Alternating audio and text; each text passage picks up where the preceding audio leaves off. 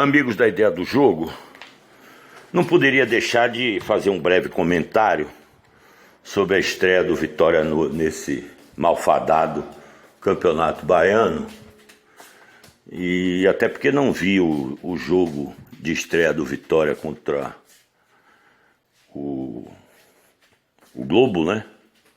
E fiquei realmente curioso para ver o time. Afinal de contas, estreavam dois laterais, isso sempre faz uma mudança, né? A zaga central a mesma, os volantes os mesmos que fizeram até bons jogos no segundo turno, sem o David, o principal jogador do time, né?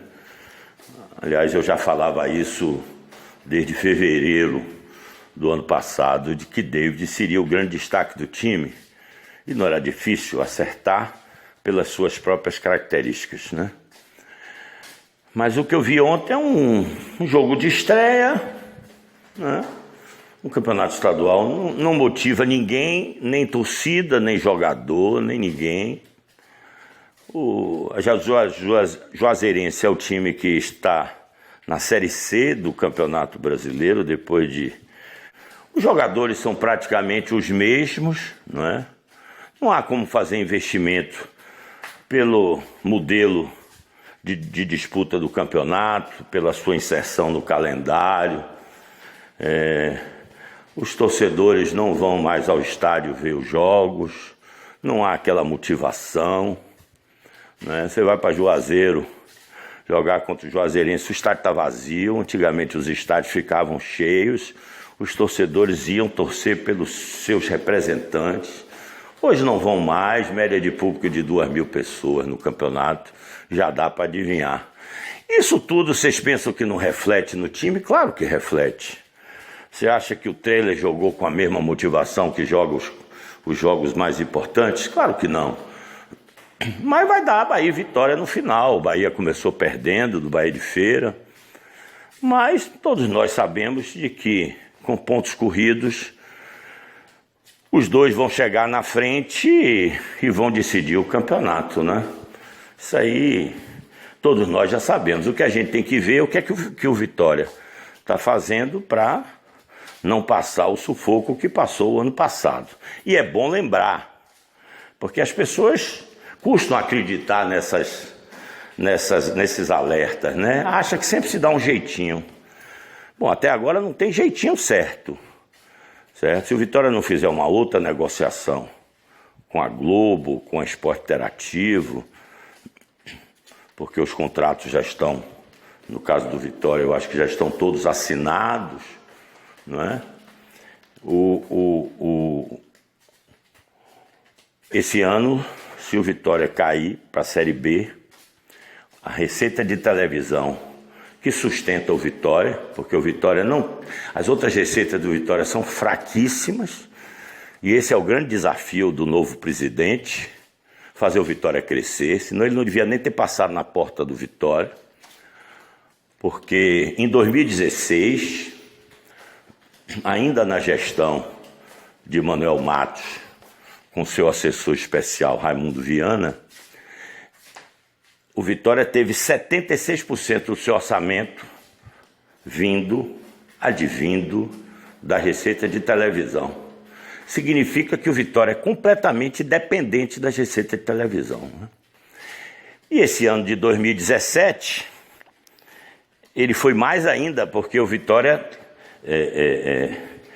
no caixa, tinha mais para esse ano, mais 25 milhões que sobraram das receitas negociadas pela gestão anterior, não de Ivan, de Manuel Matos e seu assessor especial, seu Aspone, Raimundo Viana. O Vitória negociou receitas de televisão, porque eles encontraram o Vitória num buraco sem tamanho e tiveram que fazer essas negociações e, sabiamente, Manuel Matos fez investimentos no patrimônio do clube para modernizá-lo e ficar à altura das suas ambições, né?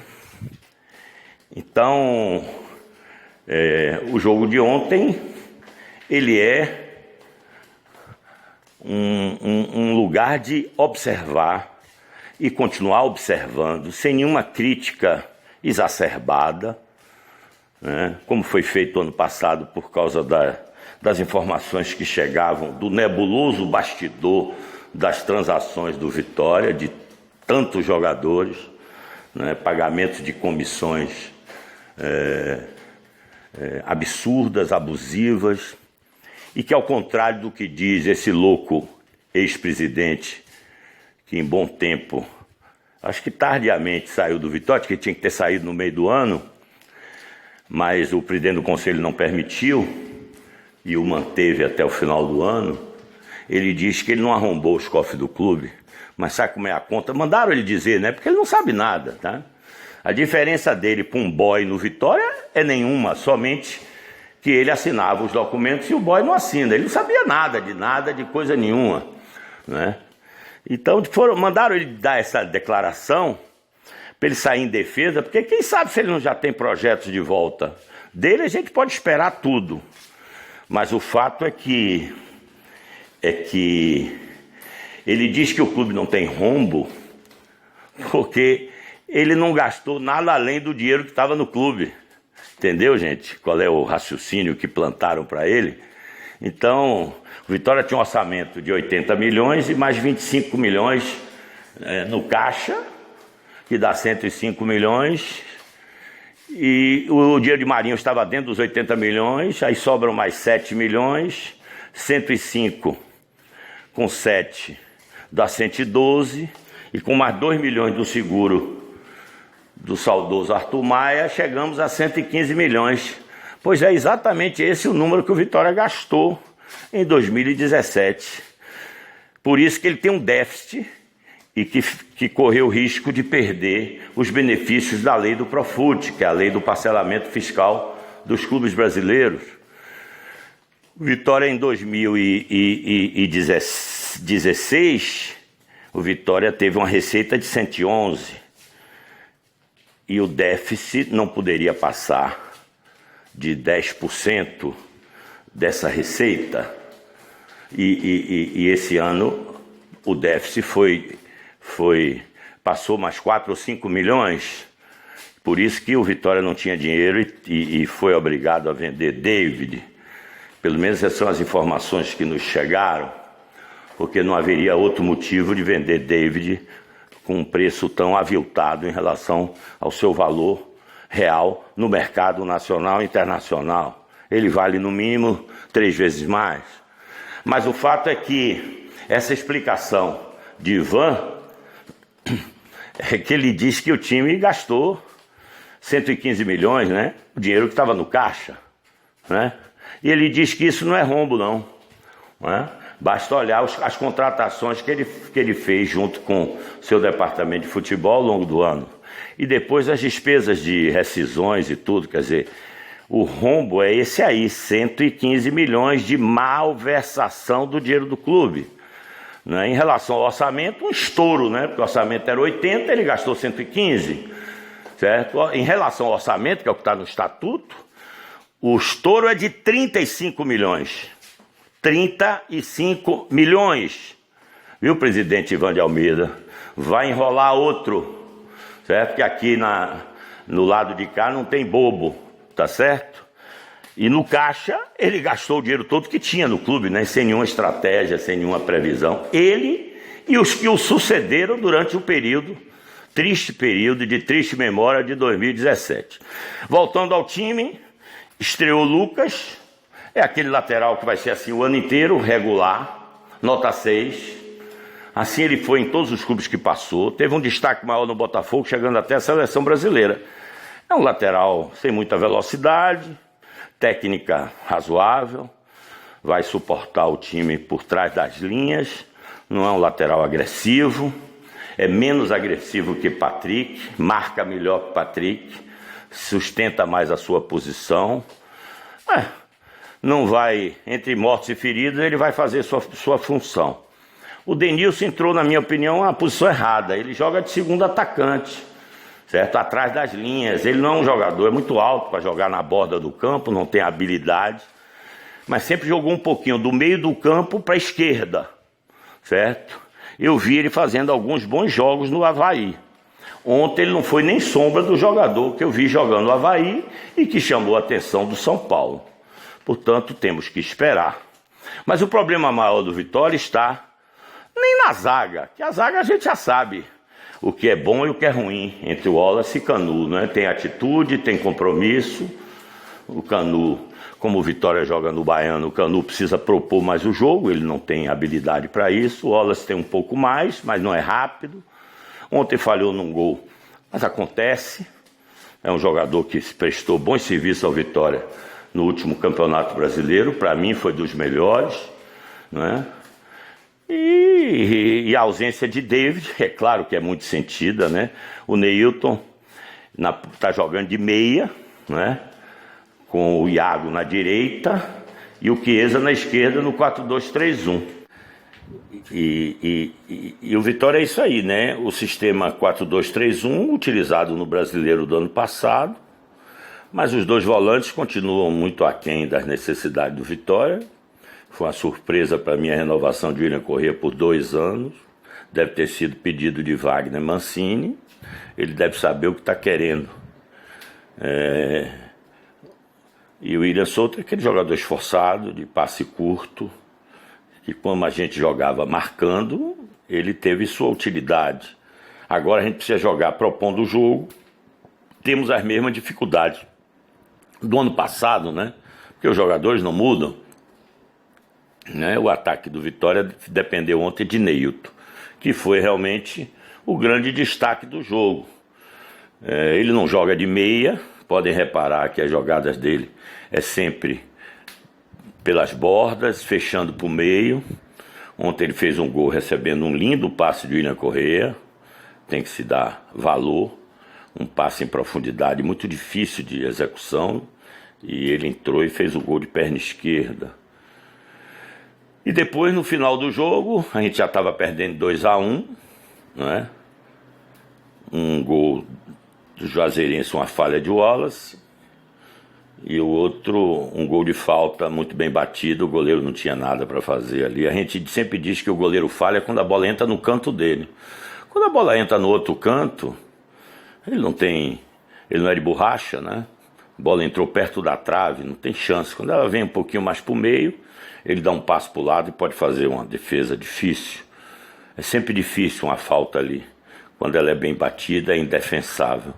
E o Vitória no sufoco, em função da própria fragilidade do adversário, né? Que não mostrou nada, muito fraco. Como é fraco o Campeonato Baiano, porque não tem como fazer investimentos, não tem receita, né? Juninho fez uma tabela com Neilton dentro da área, muito bem feita, e fez o gol do empate. E foi isso aí. Vamos continuar observando o time. Os jogadores, tem alguns jogadores contratados aí que a torcida gosta, como o Rainer, e que eu quero ver. Vi pouco esse jogador. Me lembro dele no Fluminense.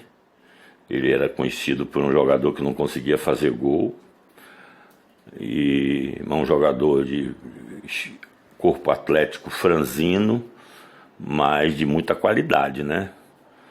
É um jogador tecnicamente bom. O Vitória vai ter mais posse de bola. Quem sabe aí Neilton pode jogar na sua posição, no lado esquerdo, né? Onde ele se destacou no futebol brasileiro. Ele, como meia, realmente ele nem guarda aquela posição, joga naquele espaço morto, mas eu acho que Mancini estava certo quando fez isso no Brasileiro, e por falta de opção ele está mantendo a mesma disposição tática. Esse ano os campeonatos são mais fracos e ele vai ter tempo para ir ajustando a equipe, e vamos ver até onde ela pode chegar, né? Quanto aos garotos da base, vamos deixar eles serem inseridos na equipe profissional com a calma devida, fazer sua transição sem pressa. São jogadores jovens, e o Cedric teve uma experiênciazinha rápida, os outros dois não. Eu nem vou discutir se tem mais gente para subir ou não, né? Está subindo 3, já é uma coisa boa, né? Eu gosto desse atacante Flávio, perigoso, tem muito para evoluir. O Luan também tem muito para evoluir, né? Tecnicamente bom. Não joga também de meia, pelo menos jogou muito pouco na sua vida. Embora as pessoas que cuidam da sua carreira acham que ele tem que jogar de meia, mas ele tem 18 anos, né? Para jogar de meia nessa posição, ele tinha que ter uma maturidade técnica que eu acho que ele não tem, tá? Ele vai ter que ser formado agora dentro do elenco de profissional. Ele não está pronto. Aliás, nenhum dos três, né? Tecnicamente, Cedric me parece o de qualidade técnica, guardadas as proporções de cada posição, o de qualidade técnica menor. Mas é agressivo, apoia muito, prende a bola demais, trabalha pouco as articulações, que é o que tem de mais moderno hoje. Lateral não conduz bola, lateral não dribla, lateral articula, é o apoiador pela borda do campo, e ele não faz isso bem. Vi nos jogos da Copa São Paulo que ele prende a bola em demasia, passa na hora errada, né? E isso ele vai ter que melhorar muito se quiser ser um jogador profissional. É isso aí. Eu espero continuar fazendo meus comentários, né? Hoje eu pude comentar o jogo, pude comentar as bobagens que eu vi de Ivan de Almeida, né? Querendo se defender do indefensável, né? E ele podia pedir para Paulo Catarino e Agenor sair em defesa dele, né? Dizer que ele tem razão, né? Eu gostaria muito de ouvir a palavra daqueles que o colocaram lá, né? O que lideraram e que mantiveram ele lá por tanto tempo, né? E é isso aí, né? Vivemos um momento ruim no futebol brasileiro como um todo, né? E nível técnico muito baixo. Esperar que dias melhores venham para o nosso futebol e para o futebol brasileiro. Um abraço.